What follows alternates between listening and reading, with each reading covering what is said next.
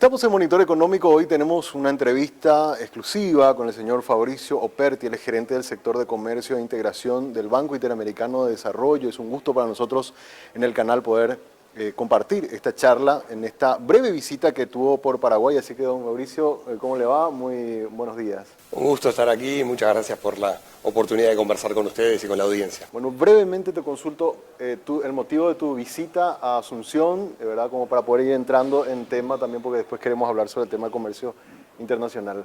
Bueno, está relacionada con el tema de comercio exterior. Nuestra visita aquí tiene que ver con ver lo que está pasando con nuestros proyectos, ¿verdad? Hacer un monitoreo de los programas que tenemos con el gobierno en materia de atracción de inversiones, de promoción de inversiones, con el Ministerio de Industria y Comercio, con la entidad de promoción de exportaciones Rediex. También hemos visto sector privado, cámaras, y la verdad que es muy gratificante poder visitar nuevamente el Paraguay, estar aquí en carne y hueso, y no a través del Zoom. Es muy distinta la interacción y la verdad que ha sido muy gratificante. Es la primera misión operativa que hacemos del lado, digamos, de negocios, de la parte gubernamental de nuestro sector, y la estamos inaugurando aquí en Paraguay, este viaje de trabajo. Y qué bueno, porque lo hacen a unos días nada más. Le teníamos al presidente acá en Asunción y bueno, y ahora es como una continuidad de esa agenda. Claro, exactamente, y no es casual esa secuencia. Después de la visita tan exitosa de nuestro presidente, Mauricio Claver Carone, que pone en el epicentro de su estrategia y de su visión en el banco los temas de inserción internacional, de comercio exterior, estamos haciendo seguimiento de algunos ya elementos un poquito más en específico. Por eso te decía que estamos viendo la marcha de algunos proyectos y también analizando las oportunidades a futuro. Así mismo.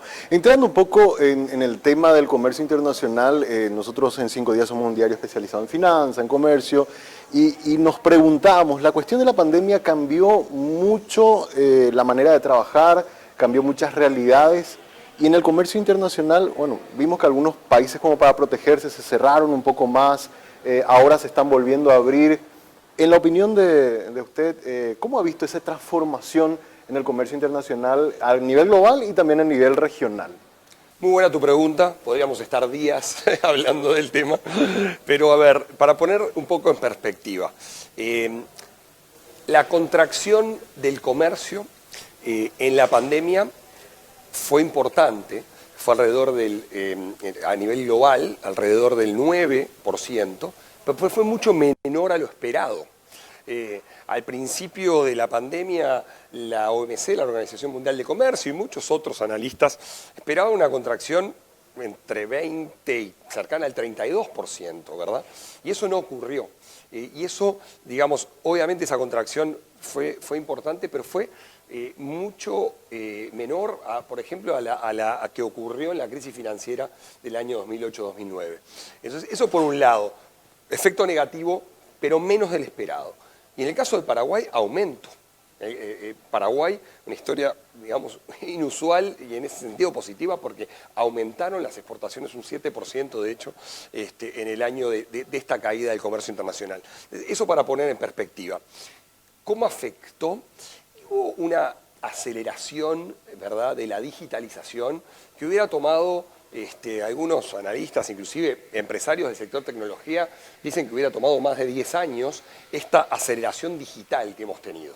El comercio cambió, el trabajo cambió luego de la pandemia, y el comercio obviamente ha sido afectado por eso. ¿Y por qué? Por este tema de aceleración digital, estas oportunidades que se abren, ¿verdad?, con la exportación de servicios basados en conocimiento, que la pandemia, con esta necesidad que tenemos, ¿verdad?, que nos hemos visto de usar Internet para comerciar, inclusive internamente. Hablo del comercio exterior, pero también del comercio interno. Así que eso es un elemento clave. Otro elemento es el de la sensibilización, la concientización que nos causó la pandemia respecto a sectores estratégicos de la producción y la economía. Estamos hablando de dispositivos médicos, ¿verdad?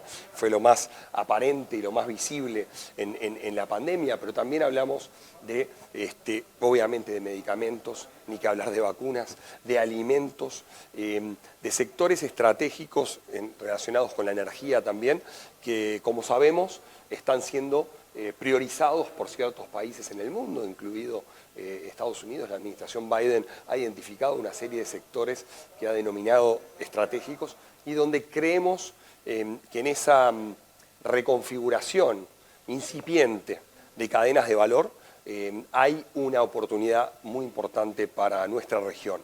En ese, si se quiere, acortamiento de las cadenas de valor, donde la región puede, en ciertos sectores estratégicos, indudablemente acometer una mayor oportunidad. Estaba diciendo antes de iniciar esta entrevista a los compañeros suyos del BID también, de datos que dio a conocer el Banco Central de Paraguay, hablan que enero a septiembre de este año Paraguay está teniendo el nivel de ingresos por exportación más alto de los últimos 5 años, incluso por fuera de lo que es el efecto de pandemia. Y a nivel global hay como una aceleración del comercio internacional, como que todos los países quieren recuperarse, pero eso también está generando unos costos muy elevados en lo que tiene que ver con la logística. Desde el BID, ¿ustedes cómo ven la mejor manera de administrar esa realidad de los mayores costos que hay en los fletes, en el combustible? ¿Cuál es la recomendación que hay sobre todo para países como Paraguay, que nosotros estamos encerrados al ser un país mediterráneo y el costo de logística es muy importante? Sin duda. Hay un tema coyuntural y un tema estructural. El del costo del comercio, el costo logístico, el costo de transporte del comercio en nuestra región era muy alto antes de la pandemia. Llega a ser 30% más alto que en países de Europa, por ejemplo. O sea, realmente es uno de los grandes, de una de las grandes trabas que tenemos al comercio internacional en la región. Ya lo era previo a la pandemia, los costos de transporte y costos logísticos. Requerimos mejor infraestructura, mejores puertos, aeropuertos, carreteras, pasos de frontera, conectividad digital, para bajar esos costos. Esto ya lo veníamos analizando y diciendo antes. Y ahora, como bien observas tú, esta coyuntura de recuperación económica tan rápida, inclusive más rápida de lo previsto, ha generado una demanda muy grande frente a empresas multinacionales que habían previsto, ¿verdad?, en sus procesos de producción y en sus proyecciones y pronósticos, un enlentecimiento. Entonces, las curvas de la oferta y la demanda se quedaron desajustadas. Sí. Y esto ha elevado los costos de muchos insumos, ¿verdad?, así como los costos de los fletes, que se han multiplicado por 5, 6, 7 y 8. Exacto. Creemos que va a haber un regreso a la normalidad en esa materia, en cuanto a esos costos logísticos y de los fletes, digamos, no van a ser tan altos para siempre. Va a haber, cuando las curvas nuevamente encuentran su punto de equilibrio, también creemos que esos precios van, y ya estamos observando ciertas tendencias a la baja. O sea, se están comenzando a suavizar eso. Se está empezando a normalizar porque, bueno, son condiciones de pandemia, ocurren una vez al siglo, ¿no? Claro, entonces, claro. Y en un momento de globalización y de cadenas globales de valor, bueno, esta pandemia, recordemos que afectó a todo el mundo. Totalmente. No fue solamente un país o una región. Ahora, que esto no sea excusa, ¿verdad?, para no seguir trabajando en la reducción de los costes logísticos, de transporte, de conectividad, que justamente tienen como objetivo bajar esos costos que ya eran altos. Entonces, ahí es una agenda estructural de la integración de América Latina y Caribe, en la cual toca seguir trabajando para que seamos competitivos y podamos obviamente exportar al mundo. El BID no solamente se ocupa de la cuestión del fondeo de proyectos, también tiene, y eso me consta porque llegué a hacer incluso algunas charlas o cursos con ustedes, la cuestión medioambiental es algo que está como transversal para siempre. Y a países como el nuestro, o sea, sobre todo en la región estamos pasando, todo el Río de la Plata, estamos pasando por una cuestión de sequía muy profunda que nos hace reflexionar del impacto de la cuestión ambiental con los efectos que produce en la economía. Nosotros, la cuestión de la navegación está durísima en Paraguay, ¿verdad? ¿Ayuda esta situación de alguna manera de crisis a replantearnos, seguir invirtiendo más en proteger nuestro medio ambiente para que eso nos genere después a mediano o largo plazo efectos económicos tan fuertes, Mauricio? Bueno, nuevamente tu pregunta es muy buena. El tema medioambiental es clave para el planeta, para el mundo y también está relacionado con el comercio. Entonces, de muchas formas y con muchas aristas, la infraestructura para el comercio internacional y la nueva infraestructura tiene que ser sostenible, porque hay diría, una preocupación cada vez mayor de los ciudadanos en el planeta, que son consumidores también, por mirar detenidamente a la hora de comprar bienes y servicios, por esa huella hídrica, huella de carbono que tienen los bienes y servicios que los individuos compran. Hay una preocupación e intención por parte de los inversores financieros, ¿verdad? Y de los fondos de capital por invertir en empresas o emprendimientos que tengan en cuenta muy fuertemente la variable ambiental, social y de gobernanza, el llamado ESG o ESG, por su sigla en inglés. Y para darte un dato y darle un dato a la audiencia, casi el 50%, BlackRock, que es fondo de inversión de capital, de private equity, de los más grandes del mundo, si no el más grande del mundo, casi el 50% de los inversores han manifestado interés en invertir en proyectos que tengan en cuenta estas variables. Entonces, es un tema de mercado, es un tema del consumidor, es un tema del inversor y es un tema de protección del planeta. Claro. O sea, se alinean todas las aristas para que esta variable ambiental permee todo, de verdad, y sea determinante. Se habla de build back better, ¿no? Construir nuevamente o reconstruir nuevamente de forma sostenible o mejor. Sin duda, ese es un camino muy importante para el comercio internacional, para el desarrollo y obviamente para la protección de este planeta que está siendo tan amenazado por los cambios climáticos. Totalmente. Una última consulta tengo. Hablaste de que la pandemia está durando menos de lo que se pensaba, de alguna manera, o sea, por la cuestión de la vacunación, algunos proyectaban 2 o 3 años y esto se está reduciendo porque la inmunización está muy rápido, incluso la recuperación se está dando un poco más rápido de lo que inicialmente se pensaba. La pospandemia, o sea, recuperarnos de esto y volver a la normalidad, ¿lo vamos a tener en 2020 o tenemos que esperar un año más? ¿Alguna idea tienen desde el BID, alguna proyección de cuándo podríamos otra vez estabilizar un poco los flujos de comercio, los flujos de inversión y llegar a cierto nivel otra vez de normalidad? Sí, vemos recuperación en el comercio internacional, ¿no? En el primer trimestre de este año nuestros datos indican de un aumento en las exportaciones de América Latina y el Caribe alrededor del 9%. O sea, ya estamos viendo y percibiendo un crecimiento, una recuperación en el tema del comercio exterior. La recuperación económica es un tema distinto porque afecta de forma desigual a los países porque los ritmos también, como tú sabes, de vacunación y la cobertura, los ritmos y la cobertura de esos ritmos ha sido despareja en la región. Y el tema sanitario y el tema económico obviamente están muy ligados. Entonces aquellos países que logren ¿verdad?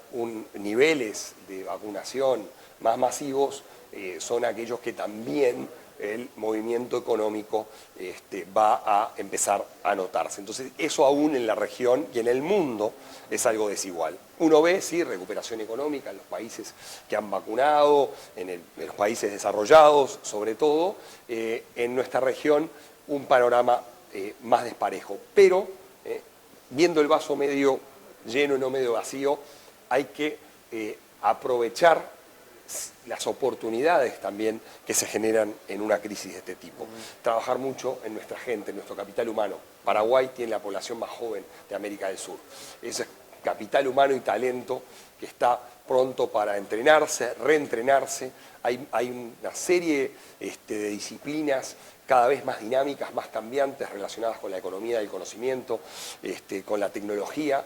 No son solamente carreras de ingeniería de 6 años u 8, ni de finanzas. Obviamente todas esas son muy importantes, pero hay muchas otras destrezas y capacitaciones intensivas. Nosotros las estamos promoviendo mucho con las empresas en la región y en el Paraguay también, modalidades a veces más cortas, pero con niveles de inserción laboral muy altos, ¿no? Entonces yo creo que ahí hay un tema muy importante, la economía digital, la economía de los servicios y lo verde, lo medioambiental, porque también esta pandemia nos ha hecho pensar mucho en el futuro sostenible de nuestros recursos. Y países dotados como el Paraguay, de recursos naturales importantes, que alimentan 10 veces su población, indudablemente puede ir en gran beneficio, siempre pensando en agregar valor, ¿no? Claro. Que es muy importante, a nuestras ventajas comparativas. Yo quiero cerrar sin preguntarte algo brevísimo nada más, porque